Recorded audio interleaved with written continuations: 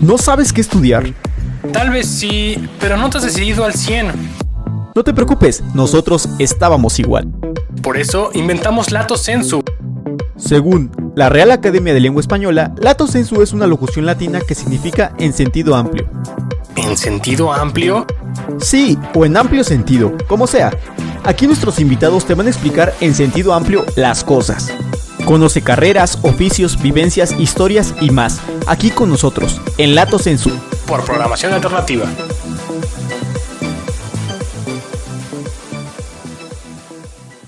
Hola, ¿cómo están? Bienvenidos a otro capítulo de Lato Sensu. El día de hoy vamos a hablar un poquito de derecho fiscal, en específico de amparo directo en materia fiscal. Estamos con el licenciado Juan Pablo Bárcena. Bienvenido. Buenas noches, Pablo.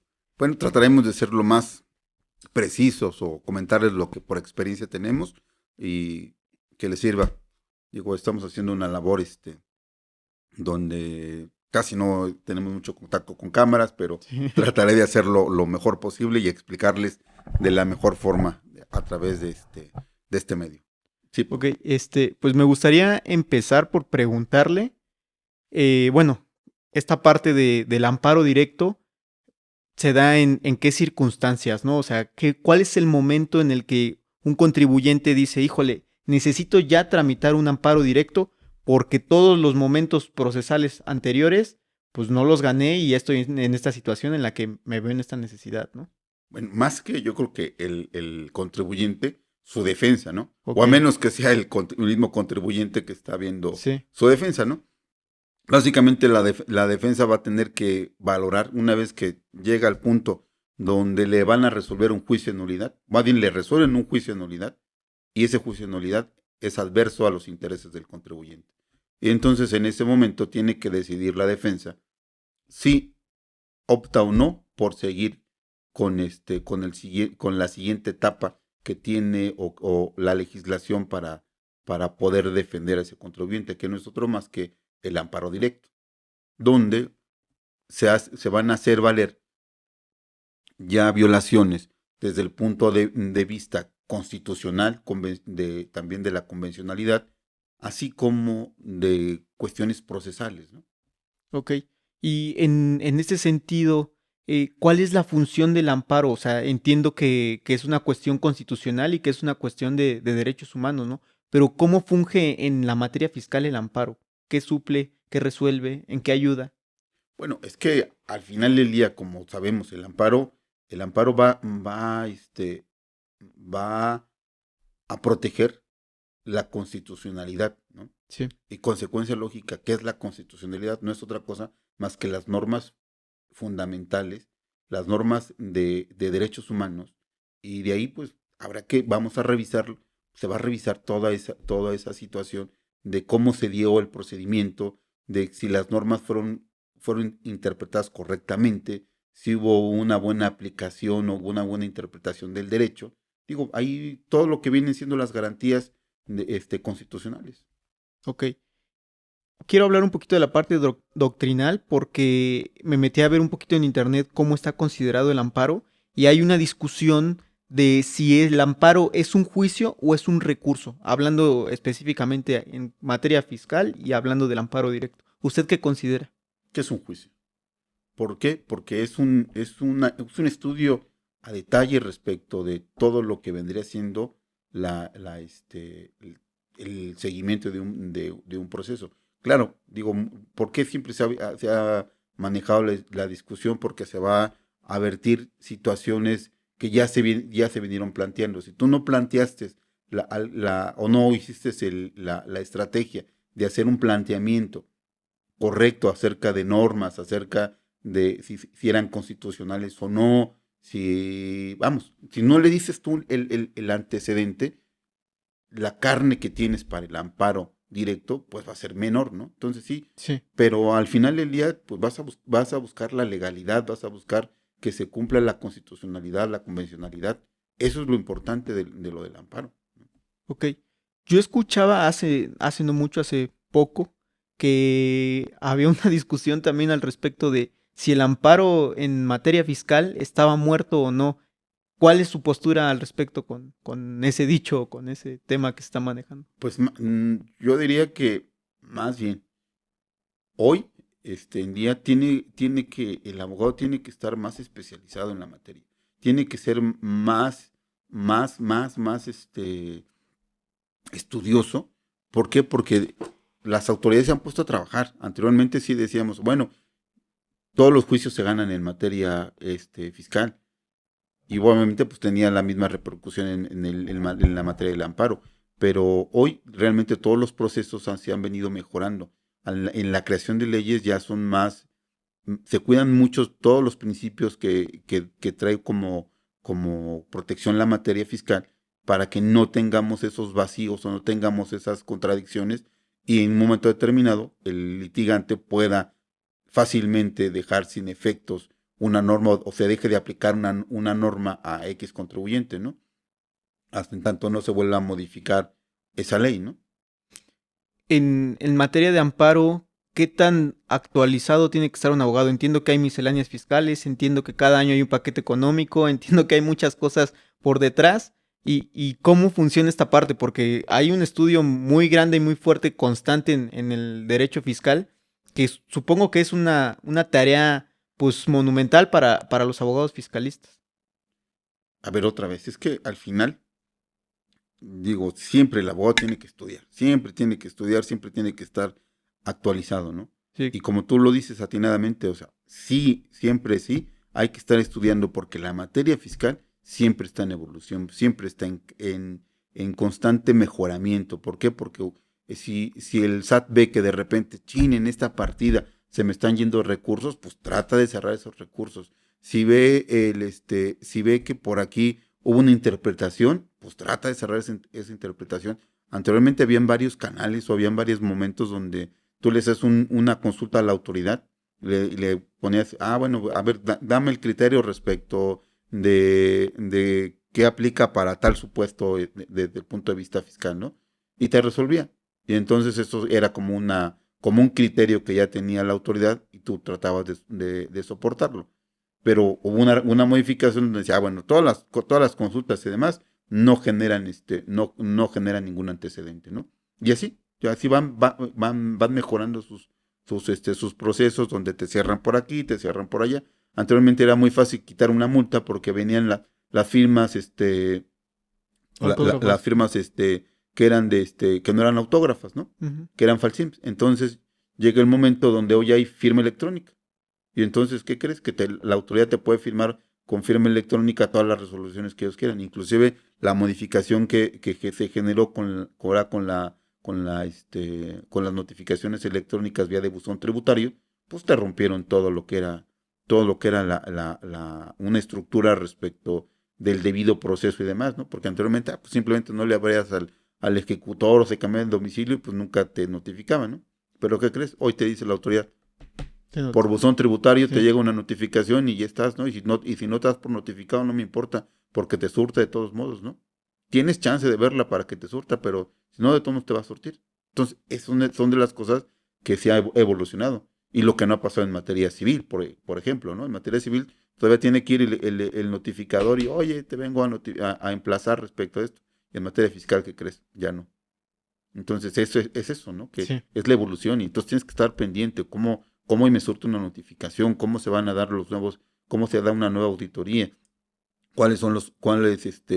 anteriormente teníamos, no sé, facturitas donde llenabas toda una serie de protocolo y tenemos contabilidad electrónica, tenemos facturas digitales, todo eso, pues es una evolución muy grande y un salto cuántico, por decirlo muy, muy loco, que al contribuyente pues lo tienen más en la mira, donde ya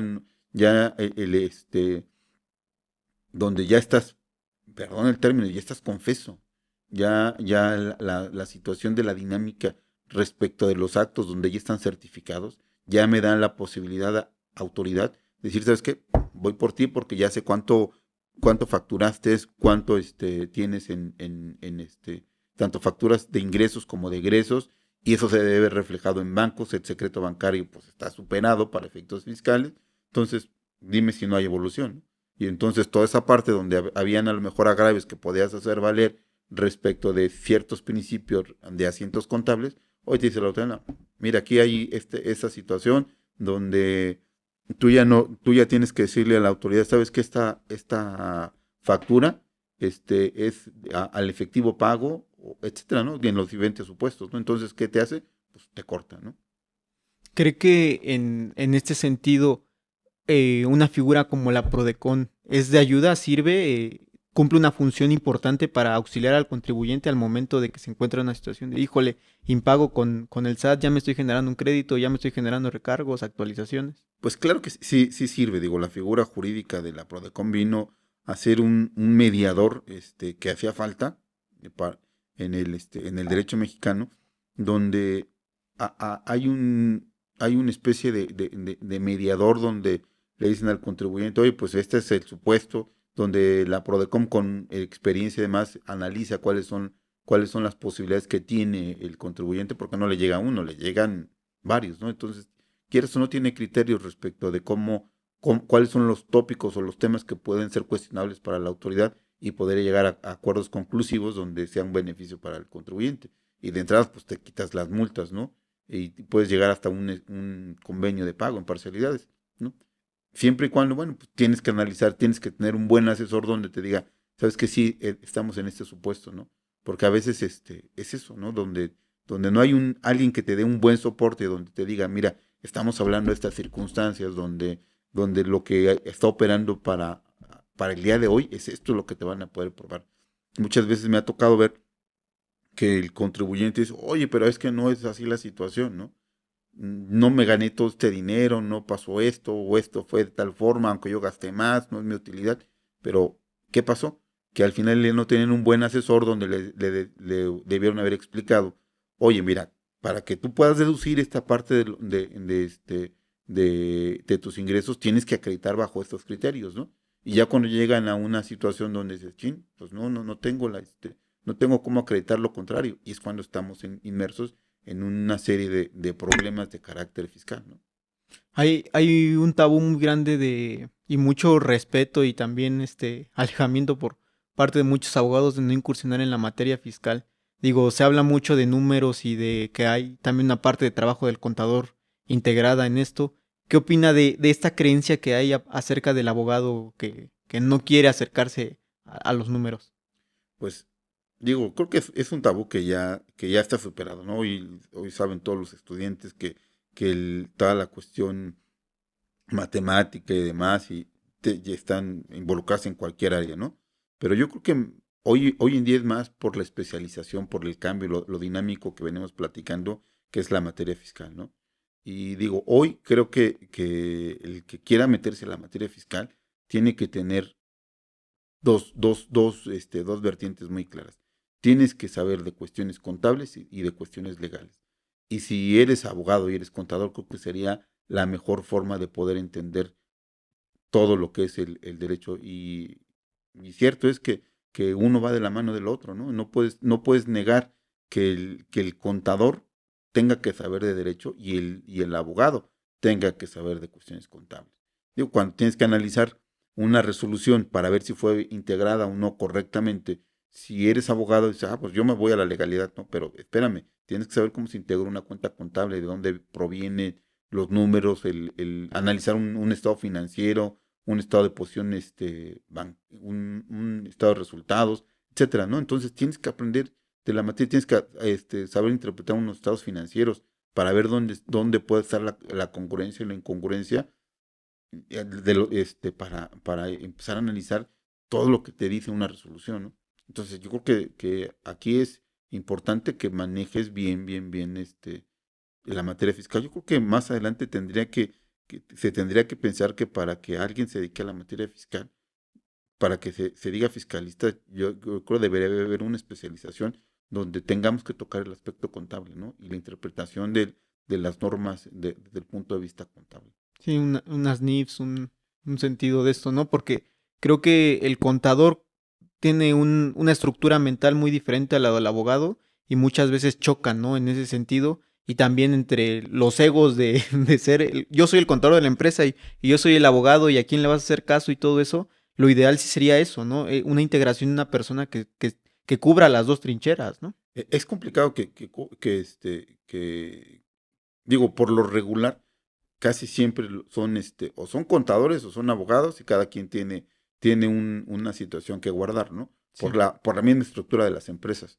Tú digo, siempre va a haber un contador que se dedique a los asientos, que se dedique a llevar toda la cuestión de la integración de las diferentes vertientes de los números, dónde van aquí, dónde van y saber dónde asienta cada cosa, ¿no? Y el abogado tiene que ver la cuestión de la normatividad, pero uno se complementa con el otro. Y por eso te comentaba que en un momento determinado, para decirse fiscalista, yo creo que tendría que generarse una especialización donde la cuestión contable sea muy importante. Yo he visto a lo mejor tira de materias de maestrías, donde yo creo que de repente tendrían que para los que están estudiando alguna maestría en materia fiscal, tendrían que ser muy puntuales en esa parte, ¿no? Que sepan cómo viene un asiento contable. Muchas veces cómo cargas, cómo abonas, cuál es una cuenta deudora, una acreedora, siempre tiene sus temas, y más para los abogados porque tenemos otra percepción diferente de esos conceptos, que son muy importantes para saber integrar diferentes cuentas, ¿no? Sí, y regresándonos un poquito a lo que veníamos a hablar en concreto, el amparo fiscal, bueno, el amparo directo en materia fiscal. Eh, Hablando un poquito de la competencia, ¿quién conoce y quién resuelve de este amparo? Son los colegiados los que tienen que resolver. Una vez que tú tú vas a plantearle el amparo a la misma autoridad que emitió el acto, ¿no? Es Sí, decir, a la sala le vas a decir, oye, soy inconforme con tu amparo y obviamente con estoy tu inconforme con tu resolución. resolución Sí. y te planteo el amparo, ¿no? El amparo tiene que cumplir los requisitos de siempre, ¿no? El nombre, domicilio, el acto reclamado, etcétera, como sería el 108 y como sería el 170 de la ley de amparo, ¿no? Para que cumpla los requisitos para que sea procedente, ¿no? Entonces, en ese sentido, pues, se plantea ante la autoridad y la autoridad tiene la obligación de remitirlo al colegiado que corresponda, ¿no? Sí, Perdón, no, sí, sí, ajá. hablando un poquito de la cuestión constitucional. Digo, a lo mejor la pregunta podrá parecer absurda, pero existe la duda entre algunos y me gustaría preguntarle por qué no existe la suplencia de la deficiencia de la queja en la cuestión de amparo fiscal, obviamente. Pues, básicamente, yo tengo el siguiente concepto, ¿no? La Suprema Corte de Justicia ha establecido que en que ya no se requiere para que un agravio sea procedente, tenga que tener un silogismo jurídico bien estructurado, ¿no? Y Sí, entonces eso ha generado que los magistrados que tengan que resolver el amparo que se les pone de conocimiento, tengan que buscar o tengan que analizar el agravio y ver dónde está la petición, qué está pidiendo en concreto ese litigante, qué es lo que le está poniendo de conocimiento, qué le agravia, cuáles son las violaciones que comete. Entonces tiene que ser exhaustivo en verificar el agravio y ver dónde está de qué estamos hablando.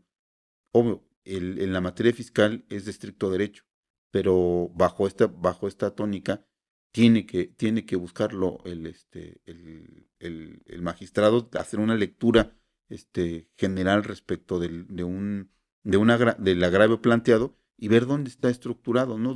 Cuál es la petición que se está generando para que haga el estudio que corresponde, ¿no? ¿qué le dice usted a un contribuyente cuando llega con una situación de estas? O sea, ¿qué consejo le da? ¿Cómo le plantea la situación que está viviendo? Para que sepa dónde está parado, porque muchas veces, pues, desconocen completamente la naturaleza de la situación en la que se encuentran, ¿no? A veces es complicado, ¿por qué? Porque para poderle dar un consejo al contribuyente, tienes que conocer todo el antecedente, ¿no? Tienes que ver desde meterte a la determinación histórica, ver si es procedente o no fue procedente los agravios que plantearon, por qué no fueron lo suficientemente eficaces para que se declararan procedentes, ¿no? Y de ahí entonces poderle decir si le recomiendas o no que se vaya a la siguiente etapa que puede ser el amparo directo. ¿Por qué? Porque si no hay un soporte real, no hay una violación que sea contundente para que se pueda declarar la nulidad o te puedan otorgar el amparo y la protección de la justicia federal en la etapa del amparo directo. Entonces vamos a estar en la situación donde lo único que vas a hacer es cargarle al contribuyente recargos y actualizaciones más adelante, ¿no? Y muchas veces se recomienda, bueno, pues si no tienes muchas posibilidades, pues haz un pago bajo protesta para que no se sigan generando esos recargos y esas actualizaciones, ¿no? Sin intención de pago. Ujú. Digo, es un pago bajo protesta. Tú lo pones bajo protesta y si llega a salir favorable, bueno, pues ya pides una devolución, ¿no? O una compensación, según sea el caso, ¿no? Ok. ¿Y por qué considera usted que los contribuyentes y las personas en general llegan a una situación de estas en las que se les salieron de control todas estas partes de contribuciones y ya tienen recargos, actualizaciones, créditos fiscales, la autoridad y no saben cómo llegaron a eso? Pues muchas veces, yo creo que, bueno, la situación es que falta asesoría, falta de que alguien les diga realmente cuáles son sus números reales. Muchas veces aquí el empresario en México agarra, abre la caja y ve dinero y dice, ah, pues el negocio va bien, ¿no? Pero no sabe si se está comiendo el impuesto, la retención o realmente cuál es su punto de equilibrio. Y entonces eso es muy, muy, muy importante. A veces desafortunadamente les gana un poco la sudor del empresario, al microempresario, y dices, ¿sabes qué? No, aquí hay lana y esa es mi lana y parece que le quieren quitar su dinero. Cuando deben de tener realmente una cultura de tributos, donde deben de entender que si tienen alumbrado público, pues alguien les está brindando ese servicio y no es gratuito. Debe de costar de alguna de otra forma, ¿no?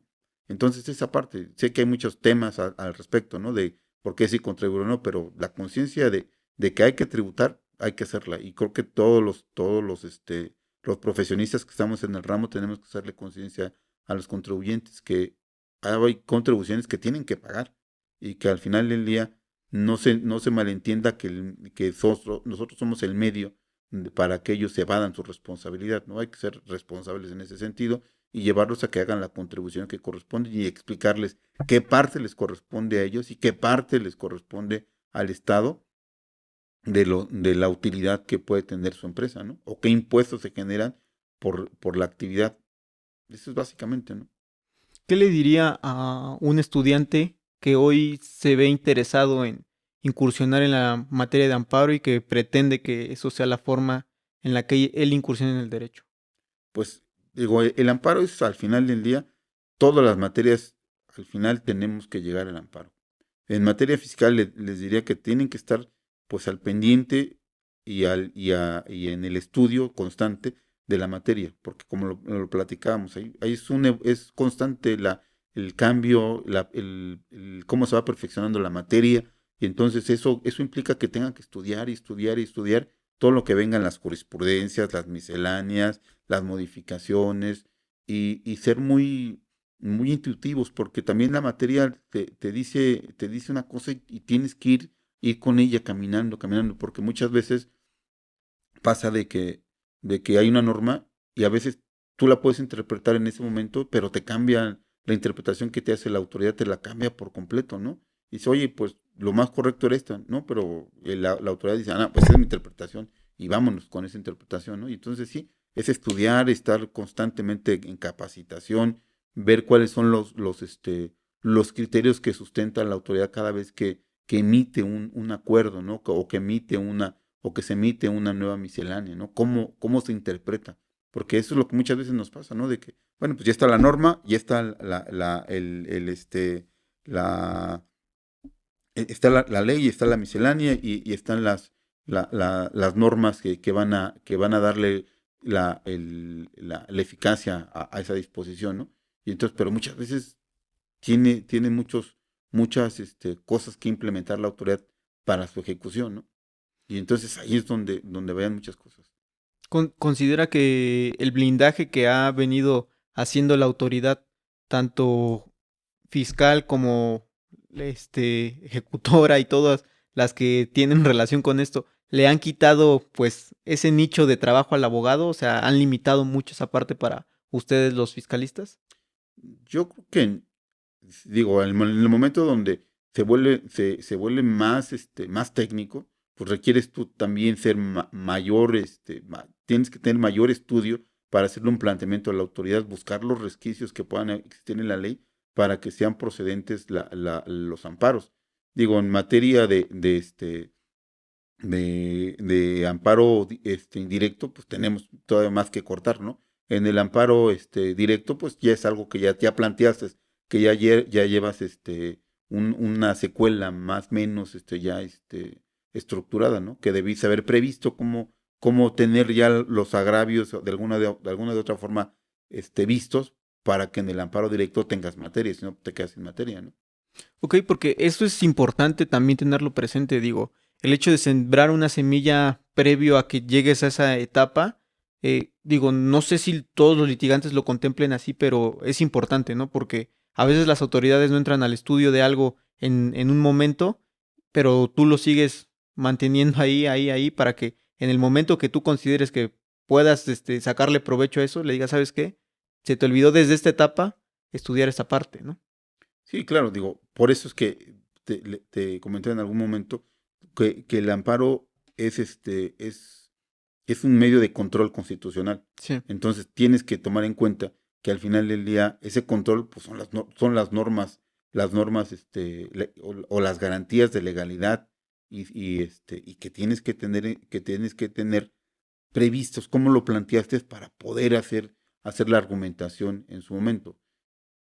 Ejemplo, ¿no? Si tú no empiezas a cuestionar la norma, cuando llegues a la etapa, ¿cómo la declaras o cómo generas un agravio donde estés planteando que esa norma es anticonstitucional?